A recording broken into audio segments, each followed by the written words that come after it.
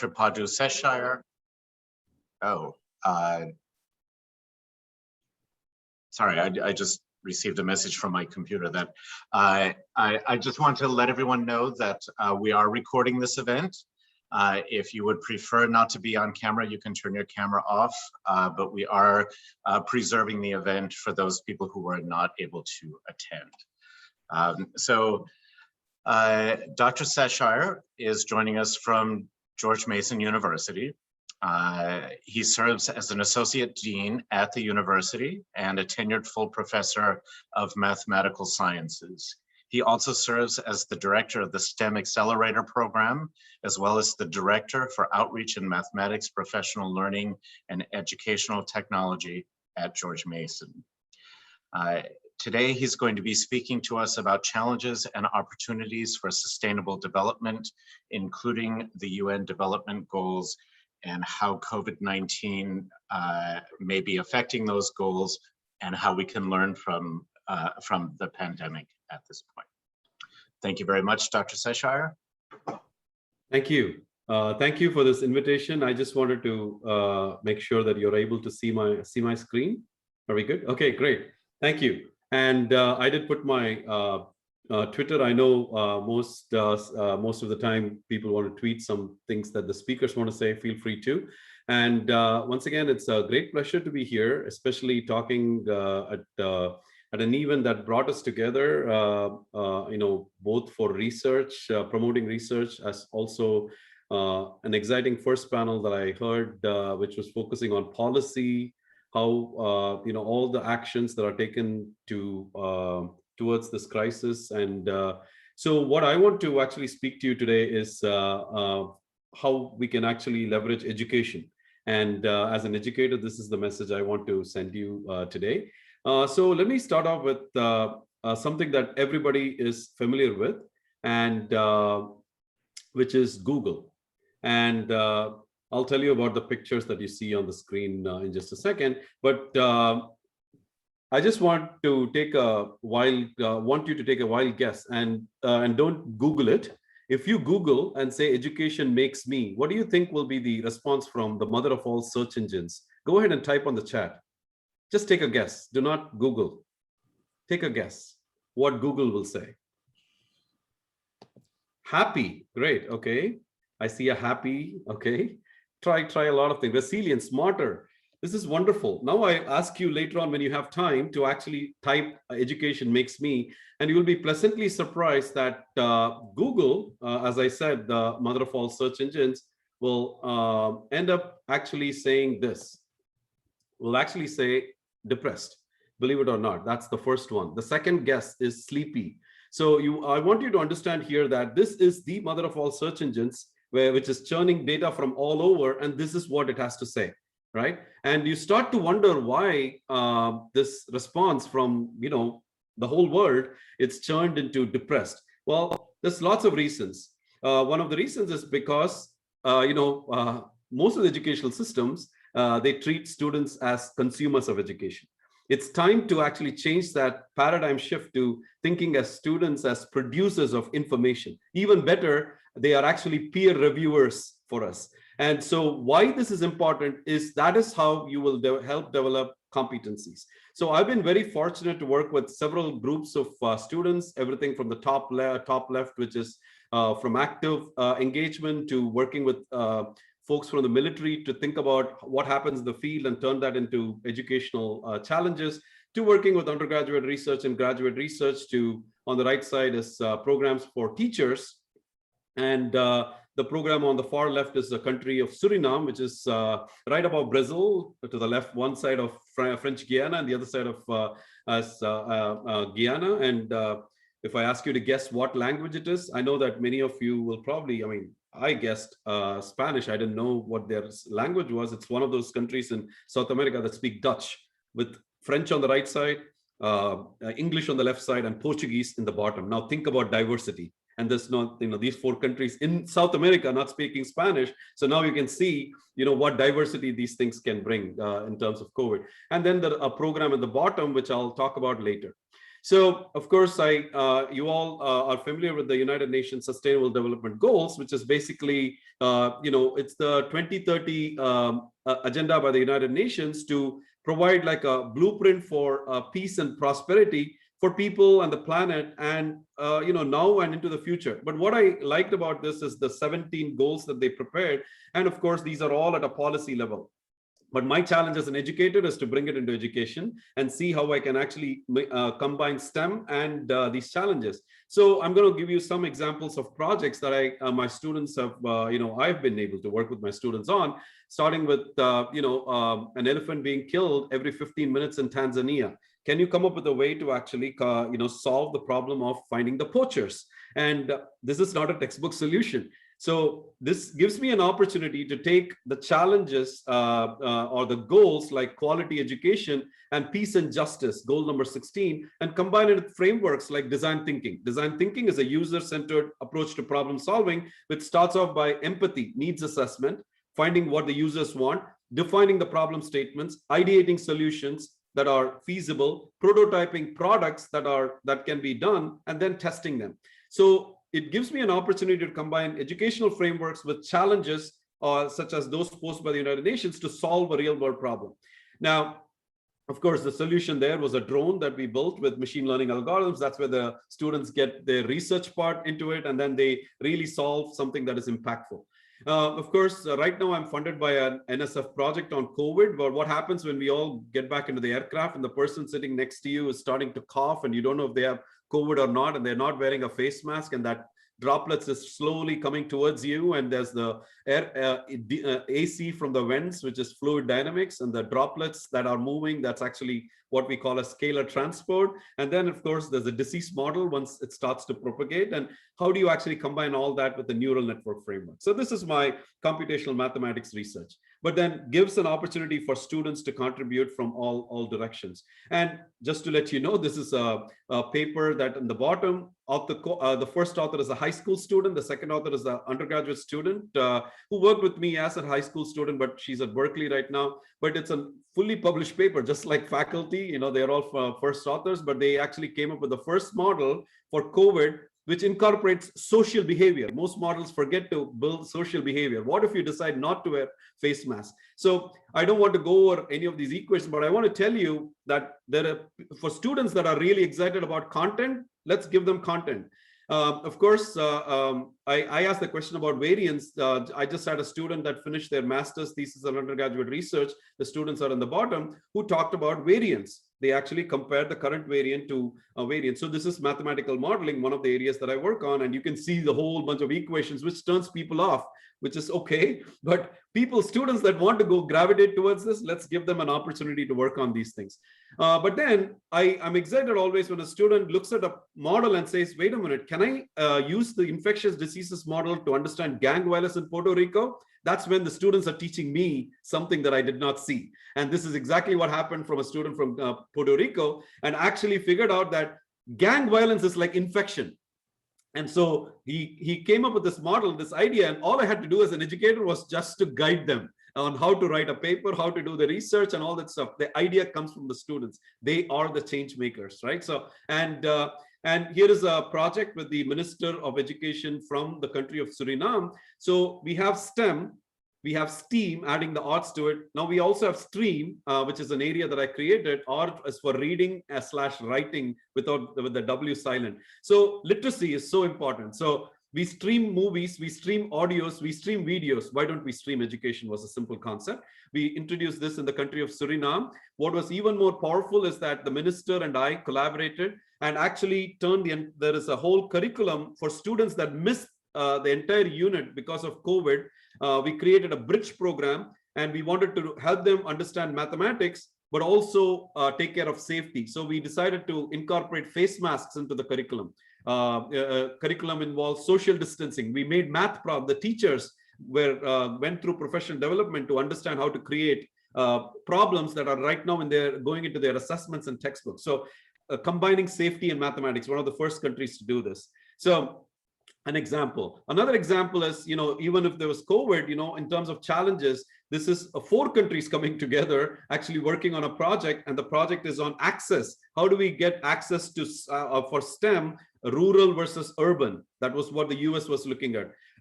Interior versus the mainland. That is what the country of Suriname was looking at. Jamaica was looking at, private versus public school systems. How do we get access to STEM to all these students? So this was one of the things.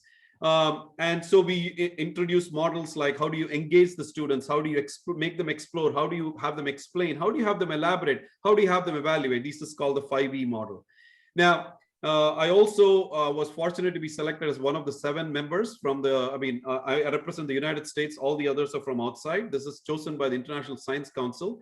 And to think about it's called COVIDIA, COVID Education Alliance. And we came up with a report, which is now public. And I'll share the link later on in the chat. But this talks about the digital education for the future. And I'm happy to share this later on with you all. You can see the website and all that stuff. So what do we really need? Competencies. Well, we need students to collaborate, students to actually collaborate at all levels, from K-12 or to community college to undergraduate, graduate, and beyond. And we need students to communicate and collaborate. So actually, they decide what we need to be working on. And we run a lot of programs, and you can see I have the quality education SDG number 4. It's such an important one that connects all the projects that I talked about. And here's one of my favorite ones, which connects to gender equality, goal number 5. And so the 4th member that you see here, Claudette Davis, she's actually at LaGuardia. She's one of the persons who helped me to get involved in this event. And what we do is we bring over 100 girls, 100 middle school girls and 30 high school girls every summer, and engage them in a day of science, day of technology, day of engineering, day of mathematics. Now you may ask, what am I doing this semester? We are running it for 130 girls. How? Well, we are doing kits already. We already trained teachers, and the teachers have been shipped kits. We are shipping kits to every single kid, and we'll all do the whole thing in Zoom. So, nothing is going to stop us from doing all these things. So, so this is a program called Focus, Females of Color and Those Underrepresented STEM.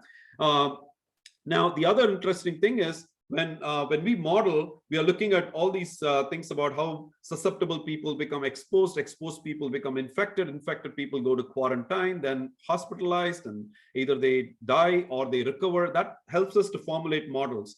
But then you also have challenges like when you're modeling COVID, suddenly you see opioid cases going up. So how do we model 2 things at the same time? Those are challenges in education.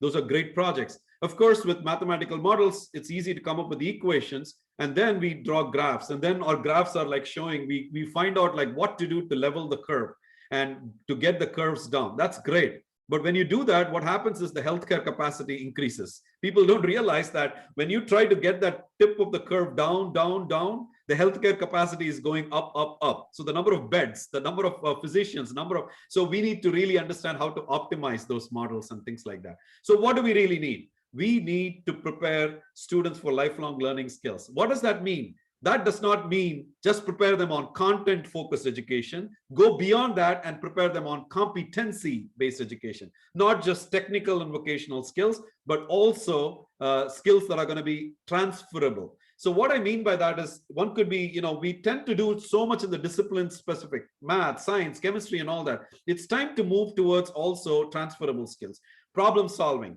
data, global, and all these things. And there are so many of them that are out there: social, multicultural, research competency, multidisciplinary, entrepreneurship. These are the skills. These are the competencies that we need to do that. So how do we do this? I'm going to give you a 5C process that I created, and this I've written about. I'm happy to share. First, we start with the context. The context could be defined by the Sustainable Development Goals. Then we create a curriculum framework. A framework could be created by something called the design thinking. It could be one of the frameworks that you could use. And then we need to create an integrated content, not just teach math or science or geography in silos, but actually teach it in a stream integrated way. And then you develop pedagogical concepts to teach it. And that's where teachers can enhance their pedagogical knowledge and pedagogical practices by engaging the professional development. And then the students walk away with competencies. What do I refer to? Better critical thinkers, creative problem solvers, better communicators, and collaborators. So my final slide is, how do we do this? I mean, from a research perspective, I can tell you, and how do I take some model from COVID, which you're seeing on the top left, to translate it into gang violence, and which a student comes up with an idea, and then come up with models for opioids. And before you know, you are actually creating models with a wearable. For example, this is a patent that is pending by students and some of our faculty with me, is a wearable that is going to be on you, and you're watching TV, and you are interested in taking drugs because there was a syringe on TV, there was a trigger on TV to take drugs. And before you do that, suddenly you get a phone call from your friend and says, let's go for coffee.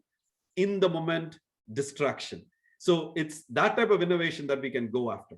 So final thoughts. We tend to work in silos. It's important to attack a problem like COVID to move away from the philosophy that we all tend to follow. Here is the content, go solve the problem. Let's change that philosophy to here is the problem, let's find the content to do it.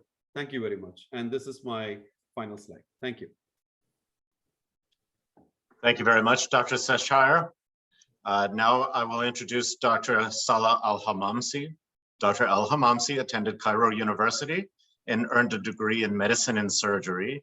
Later, he moved to the United States to complete his postdoctoral fellowship at Brigham and Women's Hospital at Harvard University.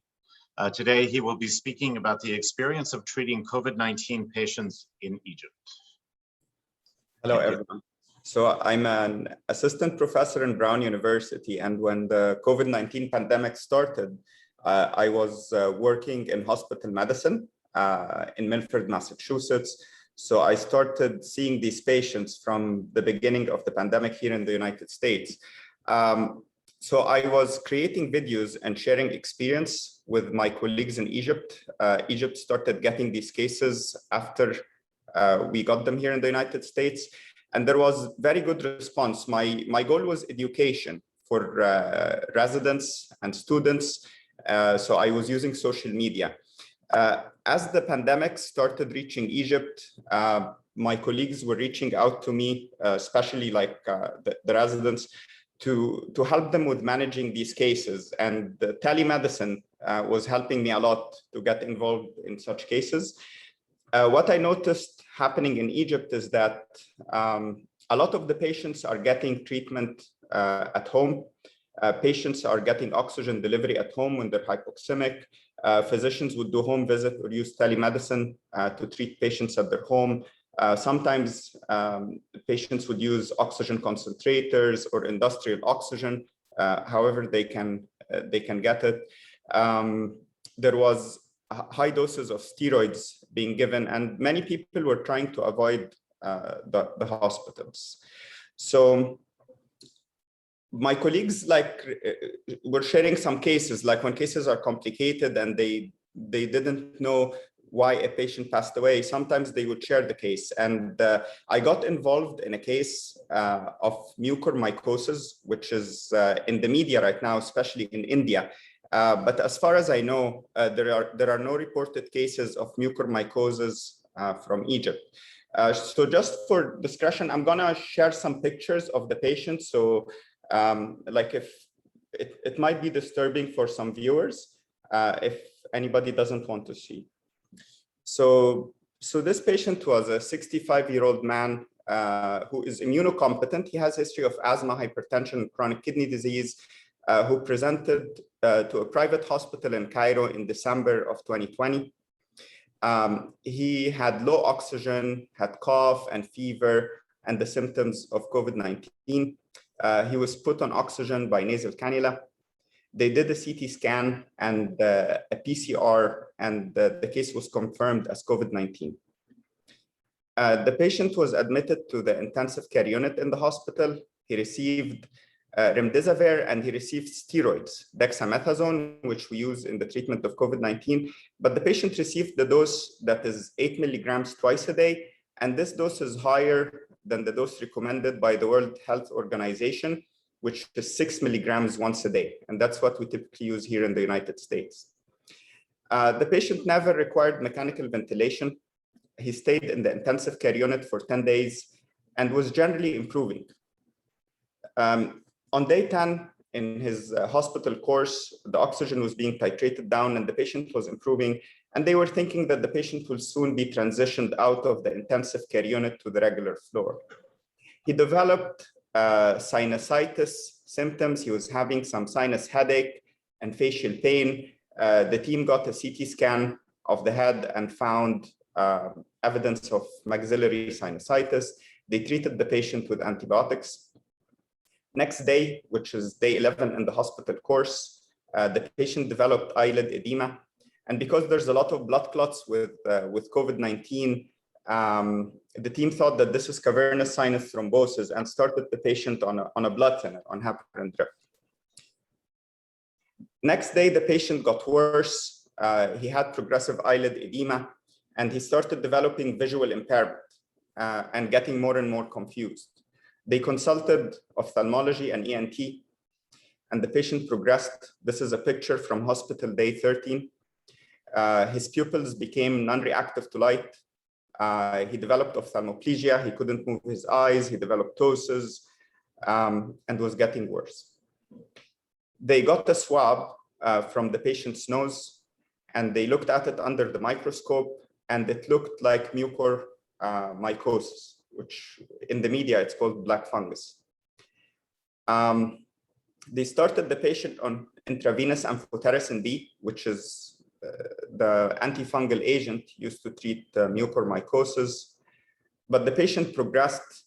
He developed orbital compartment syndrome and died 3 days later. So just a few words. So black fungus or mucormycosis is a rare form of invasive fungal infection that affects mainly immunocompromised patients, like uncontrolled diabetics with HIV or patients with HIV or hematological malignancies. The initial presentation is like a complicated sinusitis, but then it can progress like what happened in our patient. Usually the initial test is a CAT scan, but it can look exactly like sinusitis. When invasion into the eye or the brain is suspected, we can get an MRI with contrast that can show bony erosion and spread into the surrounding tissue. Definite diagnosis is by tissue histopathology, like what happened in our patient, or fungal culture. And the treatment is a combination of surgical debridement and intravenous antibiotics.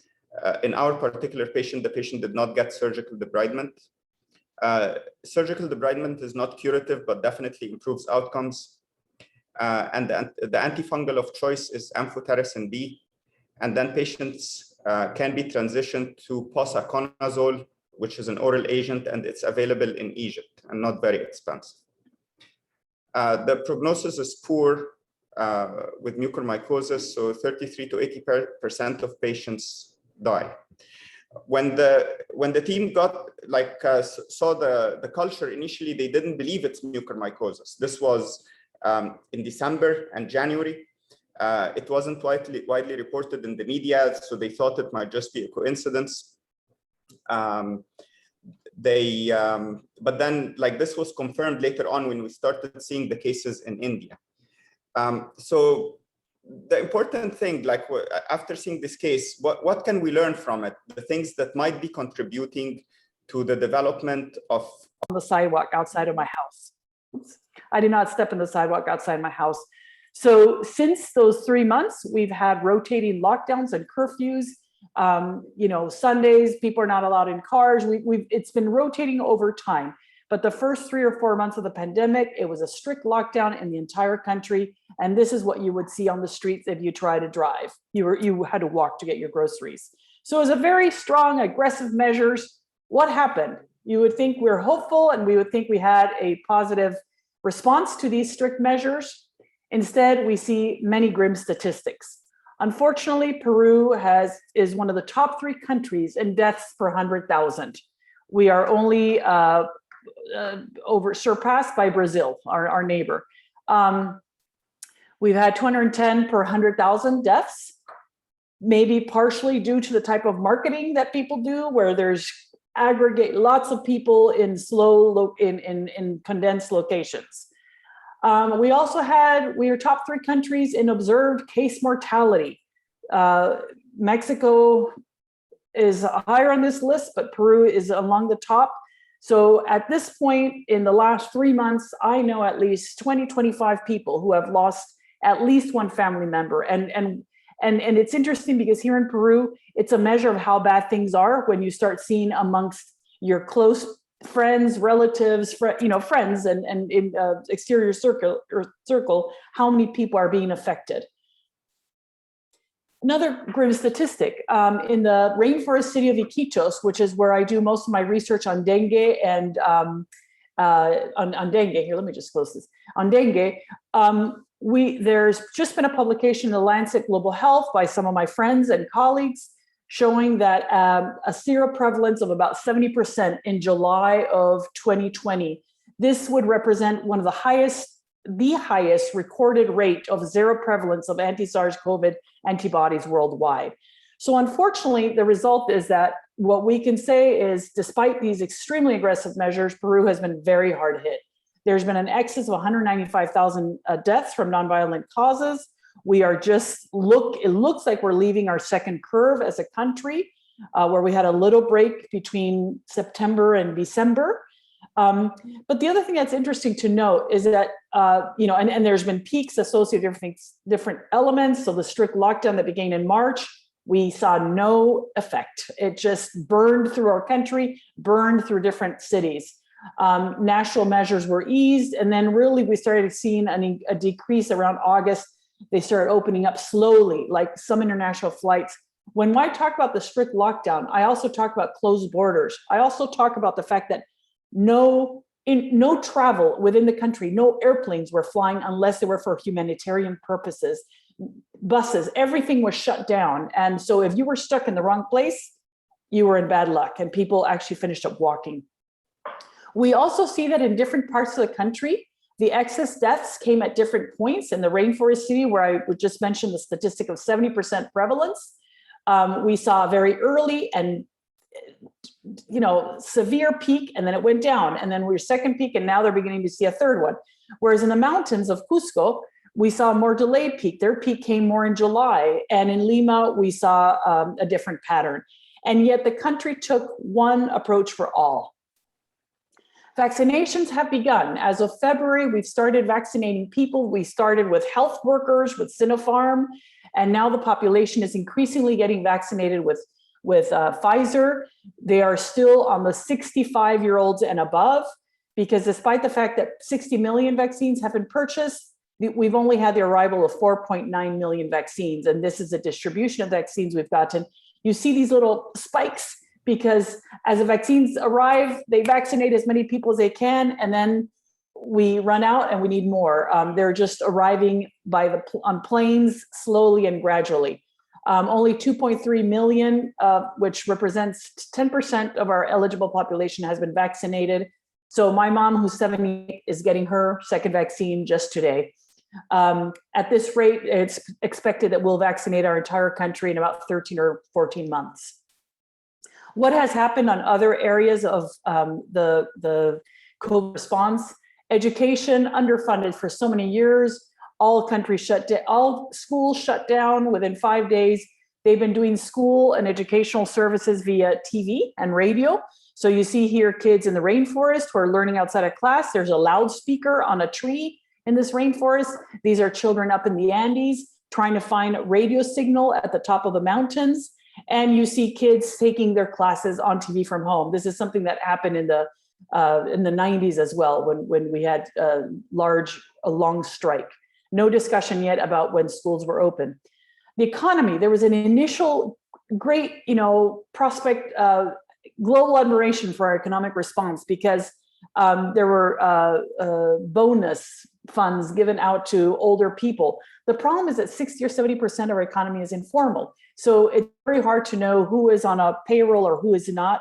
The government gave funding to lowest income individuals, but these individuals are often not used to using banks. So long bank lines to get their money by hand. And then a big political upheaval. In the last 5 years, we've had 4 presidents. 3 of those presidents were in 2020, which has led to massive protests where people have been on the streets, and that has not helped. Our health and hospital systems, chaotic response, limited UCI beds, limited number of ventilators. We were not prepared to the level of cases that we finished up getting. And that meant, I was involved in helping to get Médecins Sans Frontières to help in the rainforest. And at some point when they finally started with humanitarian flights, since I have a lot of colleagues in Iquitos, trying to help get some of the doctors that were getting sick medically evacuated to Lima so that they could get care and get back to their cities. But there was a lot of insufficiency in health personnel, many died. And it just showed to us the need for health facilities to be updated because they have not been so in decades or centuries. And some regions are simply so isolated that the only way to get a patient to a hospital is 15 hours in a boat, and we weren't gonna do it. In terms of equity in the system, overpricing. You see these oxygen tanks, they went from $5 to being refilled to $1,000 to being refilled. Nobody stopped this price gouging that was happening. Remote rural areas were even more inaccessible to the hospitals or oxygen. A lot of private fundraising, some mining companies, a priest in Iquitos, different people got involved with raising funds to build oxygen plants and buy PPE, because it just, at the beginning of the pandemic, it was unavailable everywhere. So try to get PPE, protective personal equipment, to the middle of the rainforest when you can't even get it in Lima. So it became a find your own oxygen. In fact, there's Facebook pages here in Peru where people say, I'm looking for oxygen, where can I find it? Because there's just no oxygen available. That's what's killing people. People in Iquitos were saying, we live we give oxygen to the world and we're dying because of a lack of oxygen. Our health system management has been decentralized for many years, but funds were not always being used because procurement processes were slow. Everybody was paralyzed. Everybody was afraid of making a decision that would cost them their job, like in the Ministry of Health. If you make an executive decision, we're going to do this because it's an emergency, and then somebody says, oh, you should have not made this decision, sometimes they lose their job. So it makes it very slow and bureaucratic. Here's where the president went to Iquitos and finally said, let's use my airplane to evacuate people who need evacuation. As a result of the closed borders that happened really, really quickly, a lot of people lost jobs and they were in the wrong place at the wrong time. Imagine that you come from an Andean village in the mountains and you're working in Lima, you lose your job, you don't have a way to pay rent, you don't have a food source. So a lot of people started walking back to their original family grounds, where at least they might have family and they might have a small farm for sustainable food. And so at least this is the beginning of the pandemic. I don't know what happened later, but people started migrating by foot because of the closure of all transportation. And you see images of like women crossing the Andes, which get to 20,000 feet, crossing the Andes by foot with kids on their backs, and Venezuelans returning home because they had no way to get any income. So there was no setup of getting people closer to where they belonged and quarantining them. Instead, it just became a mass foot migration where virus was being taken back to their communities. We seem to do everything wrong or right. Why did we become a COVID hotspot? And the only discussion that has been going on here is overwhelmed and underfunded system, lack of data systems to monitor what was going on. We had quarantine guidelines that didn't really fit the needs. For example, they wanted us to market, by foot. Some communities, some people don't have refrigerators here in Peru. In fact, almost 50%, which meant people go shopping daily to the market. And you can't just tell them like you can only go once a week. So then we have what we call like community kitchens that usually feed a lot of people, but they all closed down during the pandemic. So this made this complicated an already complicated situation.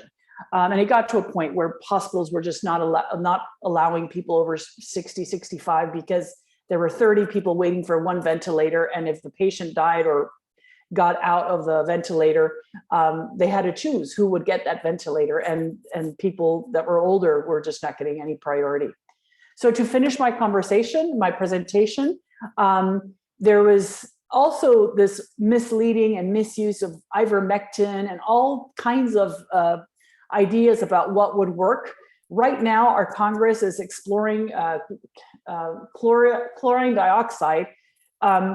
They've just put together a committee to explore the possibility of using chloride dioxide for COVID, when globally we know that it doesn't, scientists have said it doesn't work, so why is our Congress putting together a commission to look at this? This is the vice dean of the equivalent of the Peruvian Medical College or Peruvian Medical Association. 2 weeks or 3 weeks after he had already gotten a COVID vaccine, he got COVID. And what he states in the news is, what saved me was the ivermectin, and then the joke here is the one that I took after I got the vaccine. The point being that here he is a leader in the medical world, going out on the news and talking about how the ivermectin saved him, when we had data to show that it wasn't working at all. And this points to the use of COVID kits that were given out to people to improve from their COVID, that were just full of unused treatments that were not based on science, and that people are still getting, even though we know they don't work. So doctors were complaining about all these patients coming in really sick because not only they have COVID, but they've been given a bomb of different medications. That's it for today. Okay, thank you so much, Dr. Paz Soldan. That was amazing. And again, to the audience, please feel free to continue entering your questions or comments into the chat. And now I would like to introduce Dr. Lorena Fuentes. Lorena Fuentes is the co-founder and director of Practice and Advocacy at Ladysmith, a feminist research collective that connects academic scholarship to practitioner problem solving. She is also a lecturer in gender and development studies at UCLA's International Institute. Lorena's primary expertise is in social norms and gender-based violence, and her work has appeared in Gender, Place and Culture, Antipode, International Feminist Journal of Politics, Global Public Health, and other outlets. Today, she's going to be speaking about the gendered impacts of COVID, especially on the Colombia-Venezuela border. Welcome, Dr. Fuentes. Thank you, Ron, and thank you to the CUNY Research Scholars Program for inviting me to speak on this panel today. It's a real honor to share the space with such an interdisciplinary group of scholars. And as Ron just gave away, I am not a scientist. I don't come from the STEM field, and I'm hoping that I can present a slightly different angle on the impacts of COVID on vulnerable populations. As Ron also mentioned very briefly, the collective of researchers I work with at Ladysmith, we leverage mixed methods research to help international development organizations, but also their state and civil society counterparts to collect, analyze, and to take action on gender data. Next slide, please. So COVID-19 has laid bare inequalities and injustices. Apologies, the previous slide. That's the correct slide. COVID-19 has laid bare inequalities and injustices that ran deep long before this virus spread its way across the globe. And early on in the pandemic, the United Nations Secretary General amplified the alarm bells of activists around the world when he decried the so-called shadow pandemic of violence against women and girls. And here what I really want to highlight is that, as is true of any shock, whether a pandemic, a climate disaster, a humanitarian conflict, or otherwise, COVID has not created this dire situation, the dire situation that we're seeing for women and other vulnerable populations. COVID has exposed and magnified the consequences of inadequate services and patchy social protection systems. All of the photos that I'm sharing today come from mine and my colleagues' fieldwork and programming in Colombia and Venezuela. Next slide, please. So specifically, the pandemic has shed light on deficiencies in how governments and other decision makers define quote unquote essential services, and also the consequences, I'd say, of public health measures that fail to consider the potentially negative unintended consequences of otherwise very well-intentioned measures put in place to curb a health crisis. And this was certainly the case with mandatory lockdown orders, as millions of women and of course others were forced to shelter in place, often in unsafe homes where they were unable to access formal or informal networks of support. And emerging data and reports from those on the front lines across the globe have shown that gender-based violence, and in particular domestic violence, has intensified. I'm going to zero in on Latin America, where in many countries in the region, we saw reported spikes in femicide or feminicidio, which very sort of, briefly, it refers to the gender-motivated killing of women. And in the early months of public health lockdowns, these spikes were reported in many countries. So for example, in a single month, Argentina reported 19 femicides, while El Salvador reported 9. Brazil reported a 56% increase in femicides in March of 2020 alone, while Guatemala recorded 140 femicides between March and June of 2020. And in a particularly devastating statistic that I think casts into sharp relief why we need to attend to not just the obvious pandemic at play, but the shadow pandemic, in Mexico, for every 100 women who died as a result of COVID-19, 367 women were victims of femicide, which obviously surpasses a 3-to-1 ratio. And this was between February 28th and April 13th of 2020. The data that was provided by women's organizations across the region suggests that as dire as they are, these official state reports undercount actual femicide deaths. Next slide, please. And I'm going to zero in on one specific example of how this shadow pandemic plays out, which highlights why I think it's so important that policymakers and public health professionals take care to integrate a gendered analysis into pandemic responses. Now, I work with an incredible group of scholar activists and community leaders at Ladysmith on a specific gender data project in Colombia, which we call Cosas de Mujeres, which roughly translates from Spanish to women's stuff or women's things. Next slide, please. So Cosas de Mujeres leverages WhatsApp to collect data on gender-based violence experienced by Venezolana and Colombiana women during migration journeys and in host communities. And we use the data generated through those messages to generate resources and political will to improve those services and feed that analysis back to the organizations that serve these women. So why did we start this project? Very briefly, in the midst of what is one of the largest migration flows in recent history and a reconfiguring armed conflict, gender-based violence was already a sort of shadow or hidden pandemic on the Colombia-Venezuela border. And we saw the problem as twofold. One, women lacked information about where they could go for help. And two, policymakers and service providers lacked accurate and useful data, which in turn impeded an effective response. COVID only exacerbated these dynamics. Next slide, please. So how does this project work? Cosas de Mujeres builds bridges between women and the services that already exist. So when a woman sends a message to Cosas de Mujeres, she receives a response from a member of our team. Next slide, please. We then provide her with contact information for gender-based violence and related services.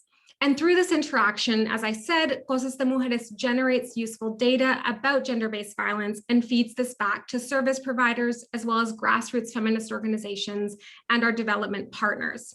Next slide, please. So during the course of our 8-week pilot in January and February of 2020 on the Colombia-Venezuela border city of Cucuta, we exchanged more than 2,500 messages with Venezolana and Colombiana women. And the majority of the requests for gender-based violence information overlapped with requests for elements of social protection. And what I mean by social protection is everything from food vouchers to cash transfers, employment opportunities, vaccines. Obviously, we're not talking about COVID vaccines, other vaccines, and health-related services for children.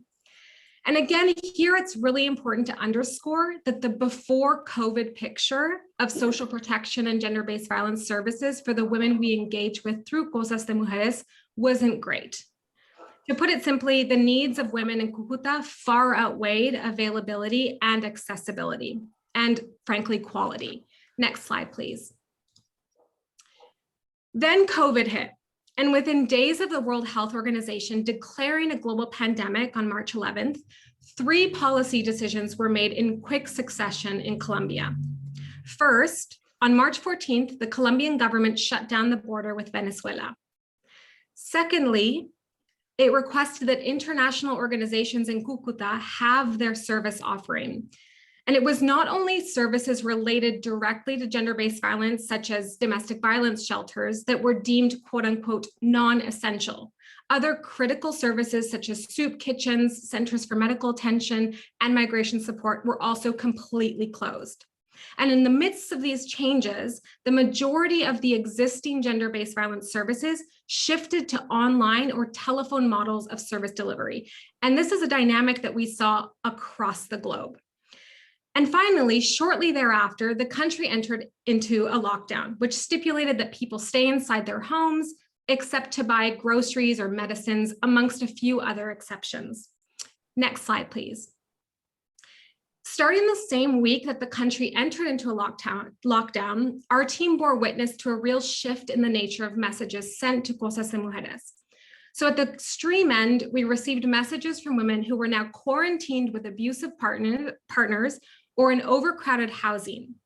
So women disclosed that they were enduring violent situations with partners or former partners because they did not have the resources to leave, and to leave to go where. Women also reported having difficulty accessing help through advertised hotlines, citing unanswered messages. And at the other end, women expressed distress about the social and economic well-being of their dependents now that they had lost their sources of income and support services seemed to be closing around them.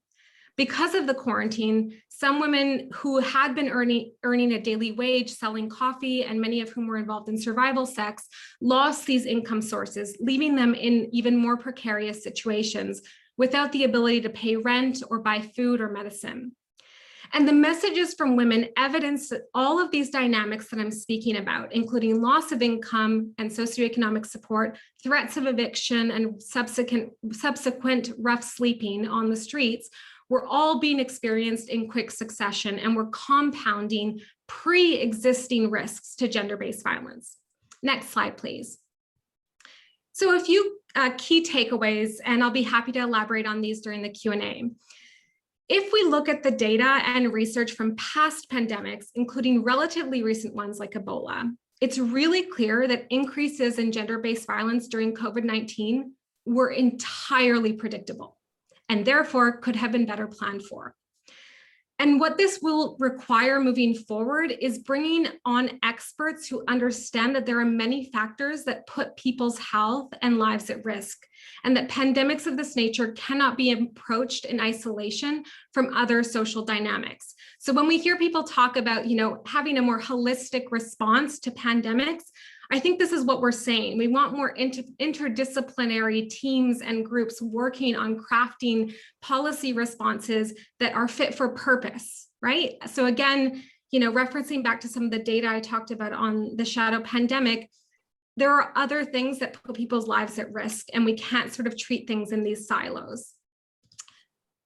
There's also been a lot of talk about building back better in the aftermath of COVID-19, particularly from international organizations like United Nations Women, which is the official body dedicated to upholding women's rights and gender equality worldwide. And why this makes me really optimistic, this kind of framing of building back better, is it signals a really clear recognition that returning to the status quo is wholly insufficient, and that governments need to bolster their investments in the public services that prevent and respond to gender-based violence. And as I said, this will require having a gendered approach to public health responses. And just sort of to finally end off on, where countries have invested in services like hotlines, et cetera, so that women could access gender-based violence services even whilst they were in lockdown.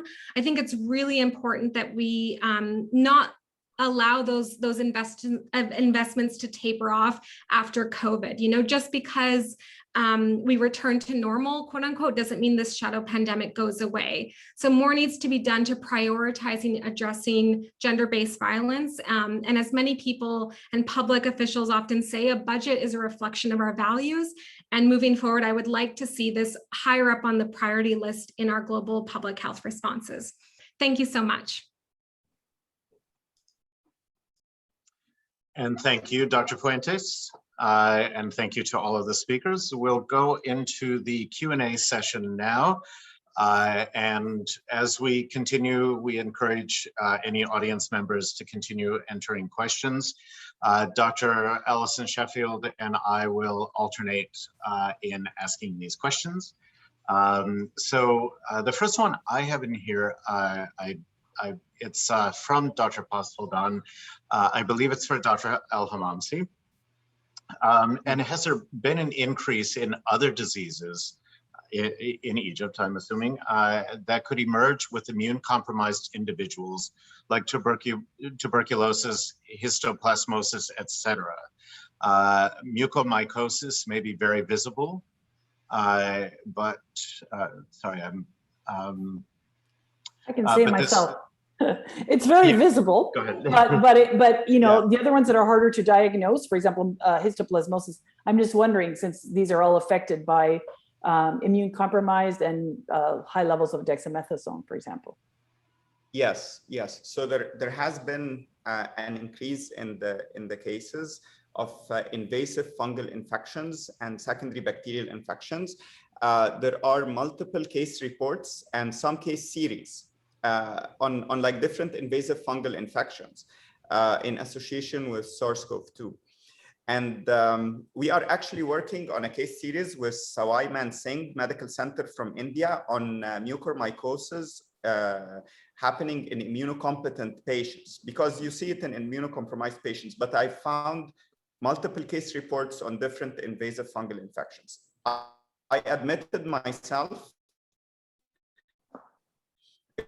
COVID-19 patient who developed infection from Candida. So there are different fungal infections. The theory, we have a hypothesis, but we're still like more research needs to be done because this is just like case reports and case series.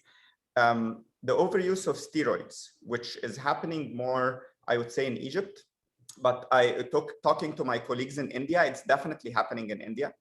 Like our patients in the case series all received steroids, dexamethasone, at a dose higher than that recommended by the World Health Organization. Some of them also received it for a longer duration. But also SARS-CoV-2 does affect the immune system. So we see when we admit these patients, they have lymphopenia. The lymphocytes are low. We also so there's different theories on how it can affect the innate immune system and how it affects our lymphocytes and how the cytokine storm causes so many disruptions, or the cytokine, like some people don't like the word cytokine storm, or cytokine dysregulation that happens with severe SARS-CoV-2 affects the immune system. So yes, we're seeing these cases. I don't know about tuberculosis. I haven't read or seen a case, but I wasn't searching to, I was looking more into the fungal infections. Can I ask you? Mm-hmm. Is this a part of normal microbiota, this black fungus? Well, it is. It can. So mucormycosis is a fungus that can live in the environment and can be a normal commensal in our noses sometimes. That's rare. And we see invasive mucormycosis like what we saw in this patient in people who are very immunocompromised. So yes, it's widely present in the environment, and it's a saprophytic fungus.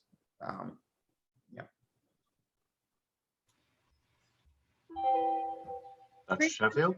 Yes, so this question is for Dr. Paz. So what would you say is causing the slow delivery of the COVID vaccines despite having paid for the vaccines? I think you said it was out of like the 60 million that have been paid for by Peru, maybe less than 5 million have been received.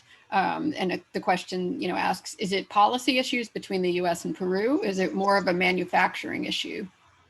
I think, as you all know, most of the vaccines that have been put into people's shoulders have gone to countries in the north, to higher income countries. And you guys, there's an excess of vaccines that might even go to waste, is what we understand in the United States. There's like 7 million I'm hearing that, might go to waste if not used.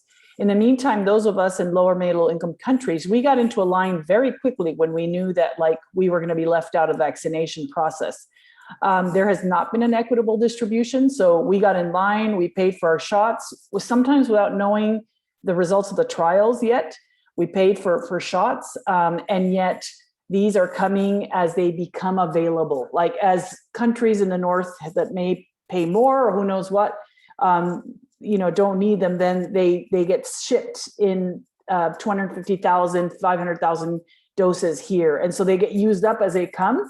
But we, despite paying for them, most of this has really been having to do with the distribution from overseas. Actually, just a quick follow-up to that. This is about the price, the terrible price gouging you mentioned for the oxygen tanks going from $5 to $1,000. So who is, the question from Natalia Arya was, who is supposed to be regulating this price gouging? Or clearly it doesn't seem like anybody's regulating it. Unfortunately not. I mean, and people have said that there should be, and there's been a few recognized in the media for being angels who have not upped the prices. But unfortunately, nobody's been moderating that or ensuring that doesn't happen. Lines, the people who are filling up these tanks have complete ownership. In fact, they built an oxygen tank in one of the hospitals that I know of in Iquitos. And then they had to put a police to stand by the oxygen plant because some people who were making money off of selling oxygen tank didn't want that oxygen plant to work. So they started robbing pieces of this plant to make it non-functional so that people would continue to buy from their private business.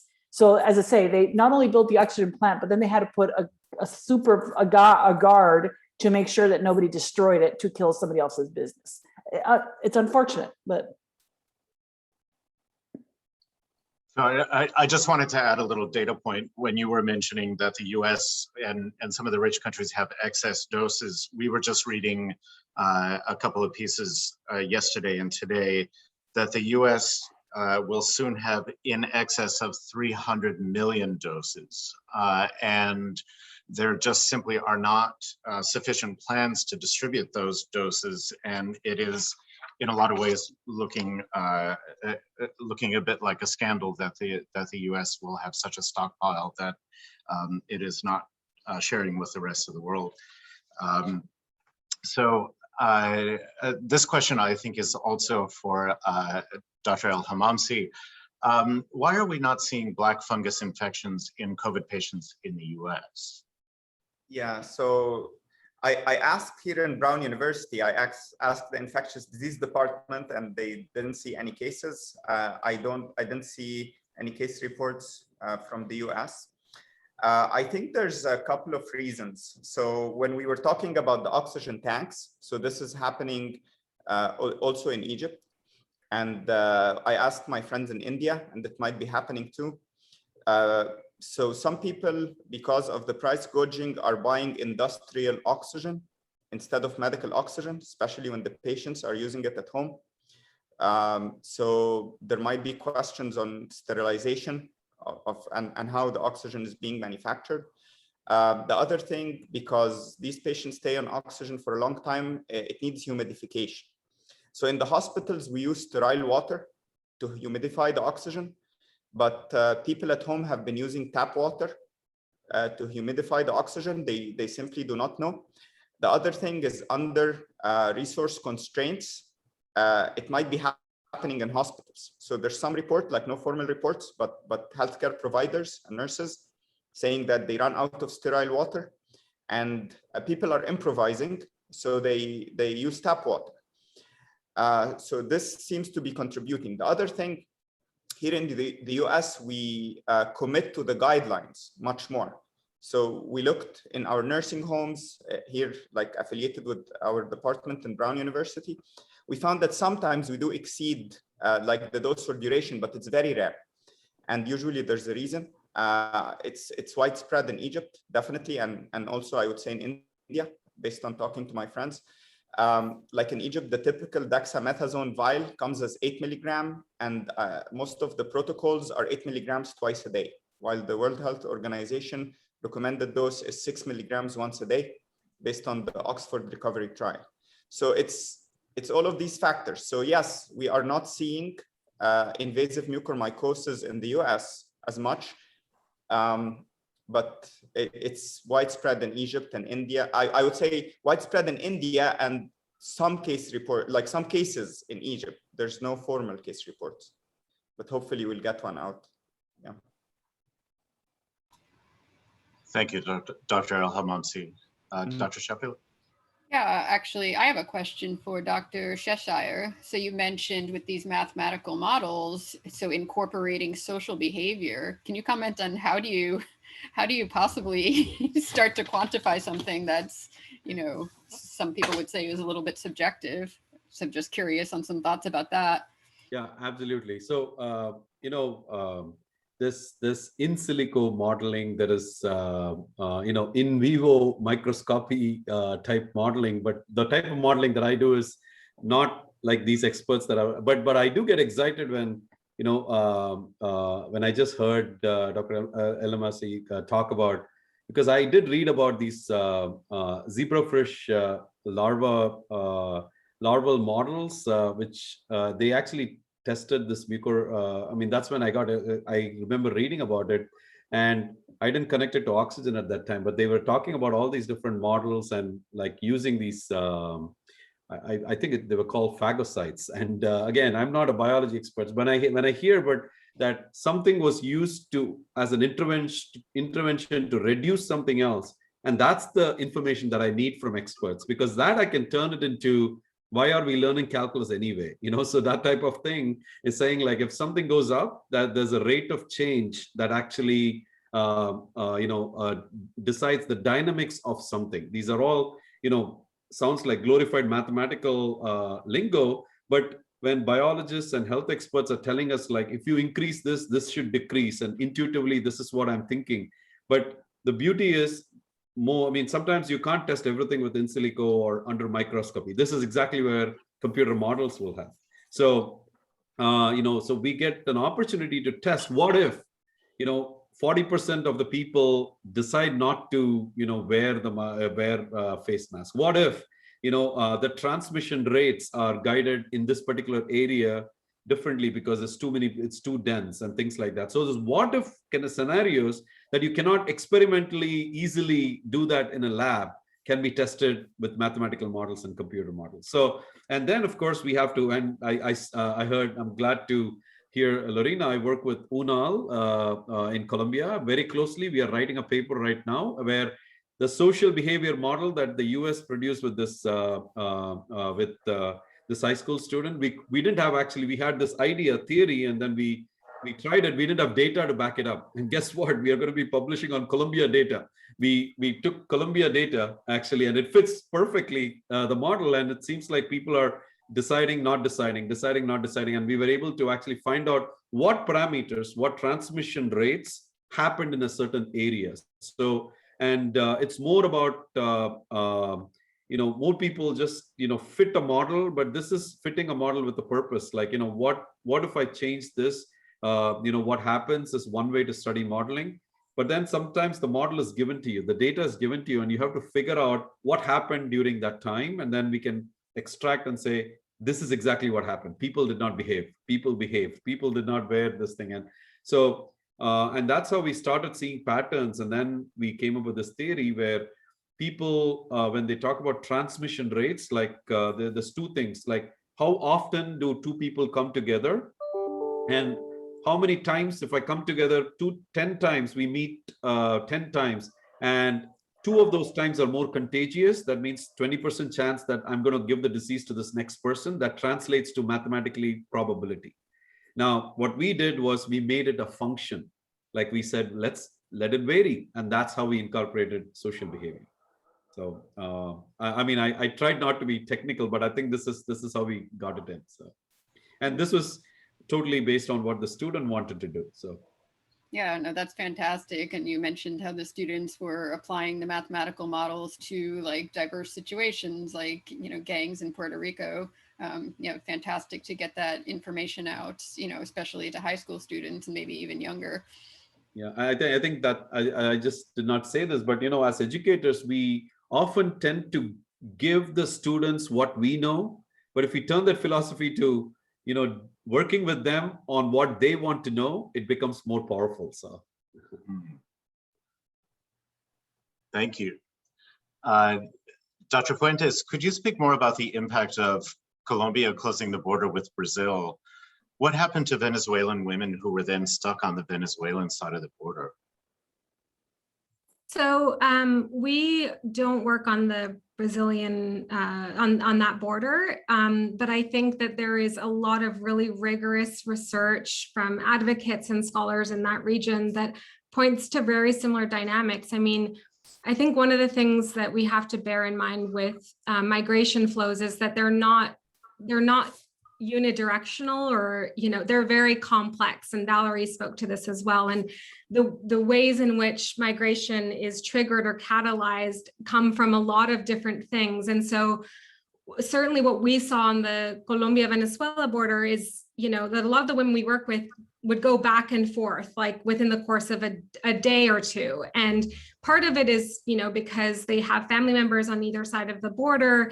There's a lot of resource sharing that takes place. You know, they might sell coffee or, you know, participate in, like, as I said, in survival sex on the Colombian side of the border, and then take that money back to the Venezuelan side. And I think all of these dynamics, once the border closes, again, it's one of the things is it happened really quickly, at least from what we saw on the Colombia side. And so there was a lot of misinformation flowing as well. And this we see on the ground when decisions come from up, you know, from up high, and there's not really a clear articulation of why. And there are already problems with like distributing information during normal times, because we're talking about also a humanitarian disaster context, right? Like this is not sort of a situation where there was an ability to clearly communicate to the population in Cucuta that there's this pandemic and this is why these decisions are being made. So again, I can't speak to the Brazilian side because I don't have the field experience there. But I know that, again, insofar as you know, these policy decisions that come from up high, like a border closing in order to prevent viral spread, the lack of like grounded communication and the lack of like foresight on the what is driving migration, what is driving decision making, makes for chaos. And also I think it creates the permission structure for people to reject those policies, right? Because if they don't see what the rationale is for a border closing that's supposedly, you know, for the prevention of a very infectious and deadly disease, there are other things that are, again, as I mentioned, risking that are creating difficult conditions for their lives, whether that's poverty or violence. And so again, we have to be thinking about the positionality of different groups of people around the globe and what is actually for them the daily decision-making, what is driving daily decision-making in terms of like what's going to create the most risk for them and their families. And I think that if we look to that and we have more fit for purpose policy approaches, we will do a much better job of also preventing, you know, disastrous public health responses or disastrous behaviors in light of a public health crisis, because we will be responding to the needs that are different depending on the context and conditions. I know I didn't answer the question very well, but again, I think that maybe, Valerie can speak to that. Well, yeah, if I can add to what you just said, basically, you know, first of all, I really like the fact that you talked about the gendered issue, because, you know, when people ask why did all of the stuff that we did in Peru not work, and why is, you know, there's so much, first of all, there's so much complexity. And this is one of my fears sometimes when we try to simplify or reduce something to a very, you know, low denominator, when the complexity is at so many different levels.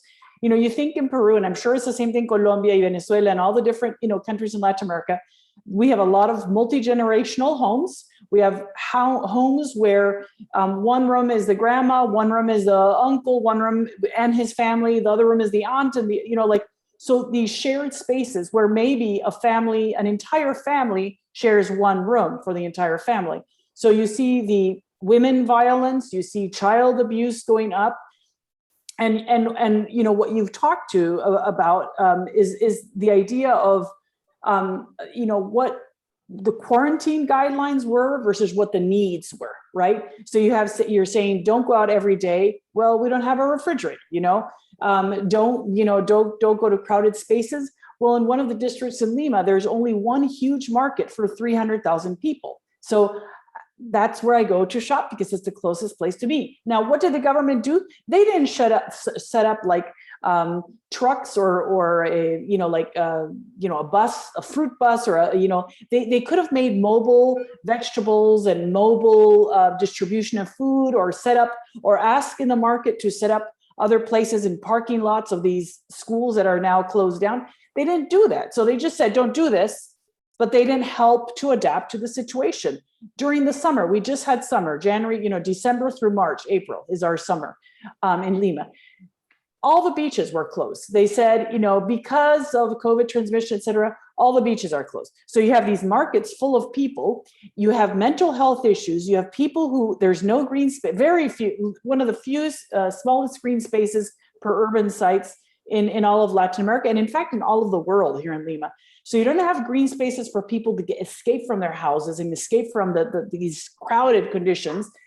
And then the one place that you can go to, the beaches, are closed with armed guards during the summer, right? Totally empty beaches. And we're talking about mental health. We're talking about people needing a break. We're talking about people needing to get outside of their houses, but they close it because of the pandemic, while other things are still operating. So things that are not always logical. And I know what they were trying to prevent is crowded beaches, but could they have come up with a different system so that different people could use them on different days of the week to give people a break? Well, one of the things you mentioned, Dr. Fuentes, is that this increase in gender violence was entirely predictable. And you mentioned that, knowing what we know about compounded precarity, that this could have been foreseen. And then what you just mentioned, Dr. Paz Soldan, do you think that, are we learning from this pandemic, and are we at least going to gain the foresight for sort of to react differently in the near future? I mean, my sort of approach to this, and this is a deeply empirical question, obviously, because I can't, I could say something about where do I think that the American sort of cultural or political moment is on this, and where do I think we're at in Canada or New Zealand or Colombia, so it's an empirical question. It's based on governance. And, one of the rationales that's often given about why certain things aren't prioritized or why we fail to see something that frankly, as I argue, should have been entirely predictable or is that there's an argument, well, it's a data gap. We just didn't know. And that's just not right. We actually know a lot. And we know that when there are stressors in society, that violence goes up. And it's not because job losses amongst men cause violence, or because crowded housing with children, in school at the same time causes violence. That's where patriarchy and gender norms come in. It's about the normalization and reliance on violence in situations of stress. So it's not a gap in data, it's a gap in political will. And that in turn becomes the gap in resource allocation to the solutions that we know work. So again, we've seen globally where certain things reopen that are not essential, that are not priorities in terms of the reproduction of life. And yet domestic violence shelters were shut down. There was a way with proper resources to keep shelters open. There was a way. I'm not saying it would have been easy. I'm not saying I have all the solutions, but activists were ringing these alarm bells from the get-go that we know that this is going to happen. We know this is going to be this is going to risk so many people's lives, women and children, gender non-conforming people. There was also a really good question from the audience, an audience member, about these laws in a couple of Latin American countries that basically, you know, men could leave their houses on odd ending days and women could leave on even ending days. And there's two major problems with that. One, obviously, is it's very exclusionary of gender non-conforming people. And that's where you see again that, you know, very exclusionary ideologies informing policy, not realities, needs, or science, right? Let alone, you know, justice. So A, that was exclusionary. B, it was totally counterproductive because it resulted in, for example, women, on the days that women were allowed to leave and go to the shops were super crowded. On the days men were allowed to leave the houses, the shops were empty. And that's where we see the gendered nature of these pandemics and how women are already always overburdened with the caregiving and domestic responsibilities. And so again, it defied the entire purpose of the measure, which was to limit the number of people in public spaces at the same time. If you had gender experts on the teams that are crafting these policies, that wouldn't have happened. And I do want to shout out here that my Ladysmith colleague who's based in Bogota, Jennifer Bitterly, wrote about these policies. And so I will hopefully be able to direct you all to that piece on my Twitter after this talk. But yeah, I have a lot of thoughts about this, but it really frustrates me when we sort of think that we couldn't have predicted this and we can't plan effectively moving forward. We can and we should. And I hope to see a lot of, you know, I hope to see a shift in governance that approaches these things as not just a sort of discrete scientific problem, but one where we need policymakers and advocates at the same table crafting public health responses. And I want to add to that. Sorry. Oh, go ahead. No, go ahead, Val. Go ahead. Well, I was just going to say, to add to that, we had 3 presidents in 1 month, right? Although we talk about how science, we build on failures and our experiments build on failures and we learn because you fall 10 times and you get up 11. The truth is, in the politics here, you make one mistake and they really go for the jugular. You're out, right? You are morally incompetent, you're out. And we have seen this over and over again in the politics, in ministers of health. They never last more than 9 to 12 months. So the first mistake, people are out, which means that, you know, in response to your question, are we going to learn? I don't know, because what happens is, like, if you are out and then you start with a new person who's going to make their mistake until they get out. So there's not this learning involved. There's not learning embedded into the system. There's no way to say, we have seen this in the past, and so let's make sure that we learn and don't do it again. And so I find that the system fails to allow for learning in the process.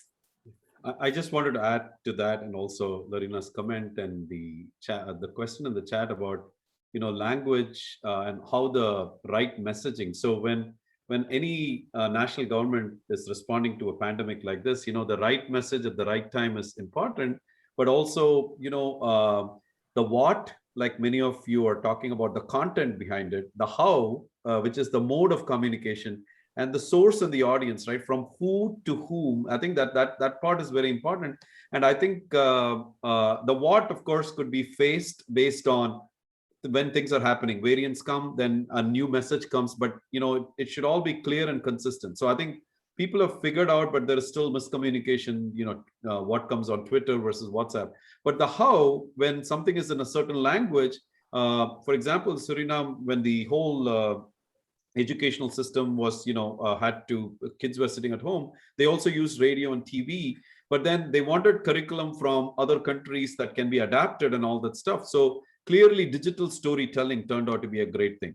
And teachers actually turning that into their own languages and then actually coming on TV and giving it became a very important thing. So story and visual effects can be one way to actually, one mode of communication that can actually, you know, so, and that can apply to different countries also. And then to whom and from whom is a very important thing. So it's like, can you use like influencers, you know, all these people on TikTok and Facebook and all that? I mean, that's what the younger generation is listening to right now. So what if we have these influencers sending the right message in the right countries. I mean, in the different countries, you have different influencers. So people are not taking full advantage of that, so, but of course, you want to be careful in terms of what message that they are sending. So, and also from the right message to the right conditions, right? So, it's stay home is a good message, but adding stay home and save lives is even stronger message. So, I think, so when we start to actually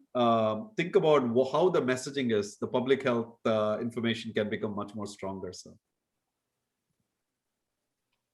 Thank you.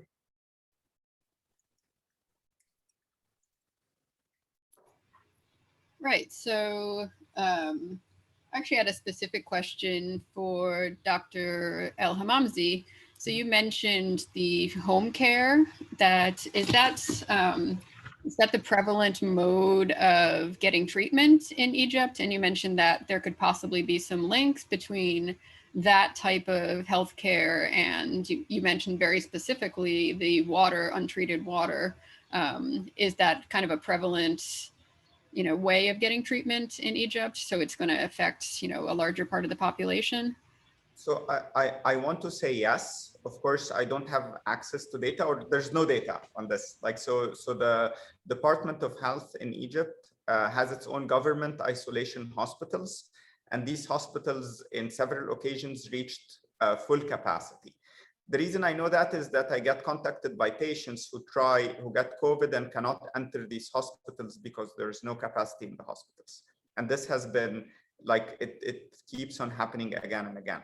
When the hospitals reach capacity, people get treated at home. All the patients that I'm getting contacted on by my colleagues or directly by patients are being home treated. And the home care, the burden of home care in Egypt is falling mostly on families. Of course, there's the untreated water, but then there's all kinds of other problems, like people are not using appropriate PPEs because they're not healthcare professionals.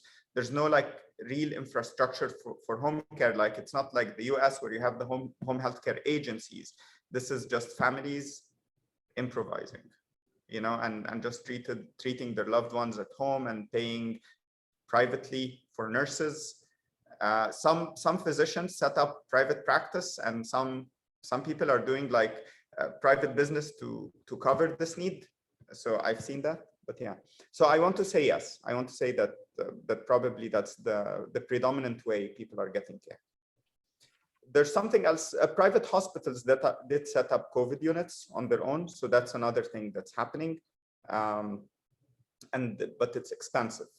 Yeah, I was going to say, if they're private hospitals, is there an incentive, just to make money and maybe compromise on the actual, level of healthcare? I don't want to say compromise on the level of healthcare, but I would say the incentive is to make money. So there's and also I didn't study the whole. So this is just from experience dealing with people. There are tiers of private hospitals. So some hospitals are pretty expensive. And some places when people enter a certain hospital, so I would get a response, oh, then he's like a minister, or so some hospitals are pretty expensive. Even in the universities itself, they did set COVID units in the university hospitals that initially were directed more to treating the staff and people related to the university hospitals, but then got open more, because initially what happened, most of all the treatment was supposed to happen in the Ministry of Health isolation hospitals, but then these got overwhelmed really fast, and then the private hospitals and the home care, everything started to happen. People just started to open places to manage these patients. Mm-hmm. Yeah, thank you. Thank you. Dr. Seshaiyer, you were speaking about how one of the things that makes students more joyful about education is becoming producers of knowledge rather than only consumers of it. So I'd like to ask everyone on the panel, you've brought us you've given us incredible context, and we have learned an awful lot about gendered violence. We've learned about certain government mistakes. We've looked at inequalities related to access to the vaccine. The CUNY Research Scholars Program is primarily targeted at associate degree students at CUNY's 10 colleges. How would all four of you, what messages would you have for students about how they could take what we've just discussed and become producers of knowledge? Or how would you tell their mentors to sort of how we can move forward from this? And for instance, Dr. Fuentes, you linked to one of the reports, or possibly two of the reports, but how can we turn this into a learning production moment for our students? I'm happy to go for if it's okay. So first, I mean, curiosity, right? So I think students are always curious about things, but sometimes they are afraid to actually bring forth because they think they may get shot down. So I think because we are in a system where we keep appreciating success a lot. In the last few years, I've started appreciating failure a lot, because if you know how to fail, you can get up and then actually try to see what mistakes you made. So that is a core competency that I'm actually working with every student, go crazy with ideas. I think that's something that all faculty as mentors should encourage students to do. And I think that failure needs to be a part of the context, part of the curriculum, part of the content we teach, part of, that's exactly, that'll lead to them to becoming, and then it's the answer is not always the right thing, it's the approach, right? So I think helping them, and I have to say this, as educators, many of us are not trained on this. So I think it's time for professional development. So this is the world we live in with reskilling and upskilling. This is our chance to actually take these things and see how we can actually enhance our own pedagogical practices. So I would say those are two things, and listen to the student. I think that's the third thing. I can go next. One thing I always tell my students is, if you feel you're plateauing at whatever age you are, like you're not learning new things at your job, you're not learning new things at your internship, get out there and do a new job. Because honestly, none of us should be plateauing. We should always be learning. And I'm in my 50s, and I feel like what I love about my work and my job is that I'm always learning, and there's always opportunities to learn more and to update myself and think of new things. So I really feel it's important to think of really that concept of being a lifelong learner. And the other thing I always tell my students is, you never know, as Steve Jobs gave a presentation at a graduation at Stanford many years ago, where you say, you never know where the dots will connect later in your life. But if you're doing things that you enjoy doing, if you're taking opportunities that are challenging and you're growing and you're learning and you enjoy them, the path that will come from there, the networks that you will make from those opportunities that are unique and interesting and stimulating, those paths will continue growing. If you take the traditional approach, the networks you'll make will go that direction. If you take the path that really seems exciting, you will find a way to make a career in what really you are passionate about. So get out there and take risks, because you have nothing to lose in your 20s. Once you start having other things in your life, whether it's children or burdens, financial burdens, you may not have those chances. So get out there and take those chances now. Great, thank you.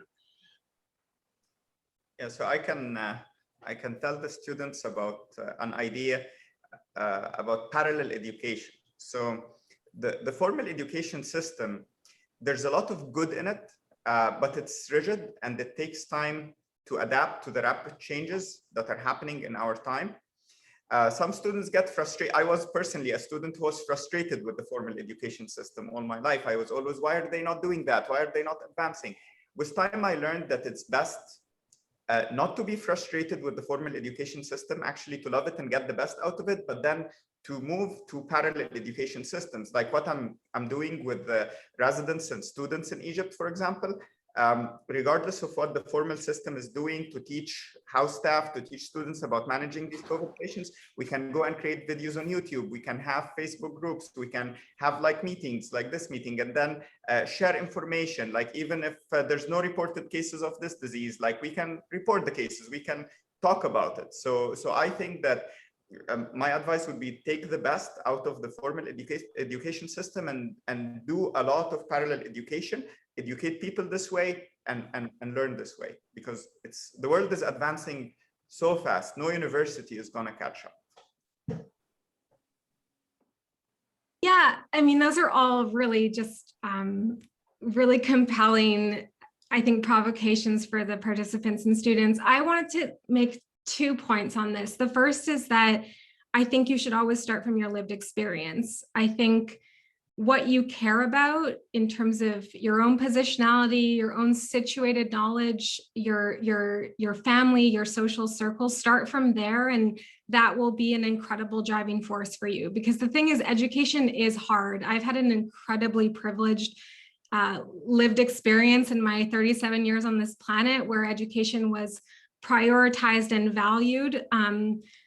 But I always got to choose things I was passionate about. And when it got really tough, that passion is what allowed me to finish. It's why I finished my PhD, because, you know, otherwise I don't think it would have happened. So I think starting from your lived experience and recognizing you have a valuable lived experience that can help direct you and provide you with entry points for furthering progress on something that matters to you and that matters to this world. If it matters to you, it probably matters to some other people as well. And second, more specifically, like my co-founder, Tara Cookson, and I started Ladysmith because we saw a real gap in connecting education, like knowledge that you produce or reproduce through your scholarly studies as an undergraduate or master's student or PhD student.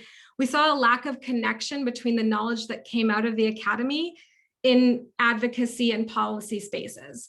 And so I think like one of my provocations for students is to think about always the why of your research, the why of your education. Like, don't think about collecting data for data's sake or doing research because you think it's compelling and sexy to go abroad and, interview people that are worse off than you. Like, do not do that, because it's extremely extractivist, and it's frankly also decentering your own experience, which connects to the first point.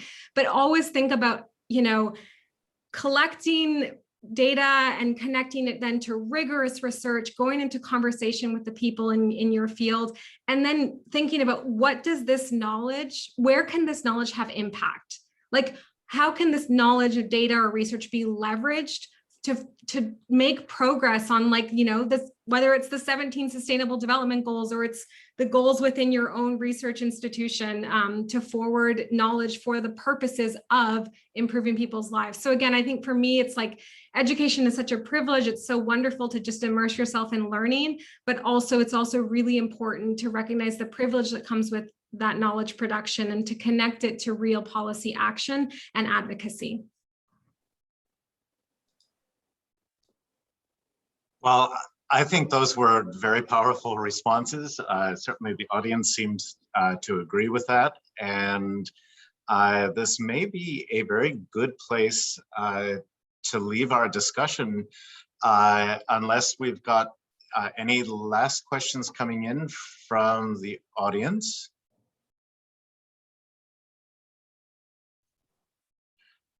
Then I would like to thank very much Dr. Fuentes, Dr. Seshaiyer, Dr. Paz Soldan, and Dr. Elhamamsy for joining us for this second panel. I thank you for your vivid examples, for your inspiration to the students, and we hope to see you at the third panel. A quick, I think, I can't tell, but it looked like Sarah Durand maybe had her hand up or was maybe just stretching. Did you have a question or a comment, Sarah?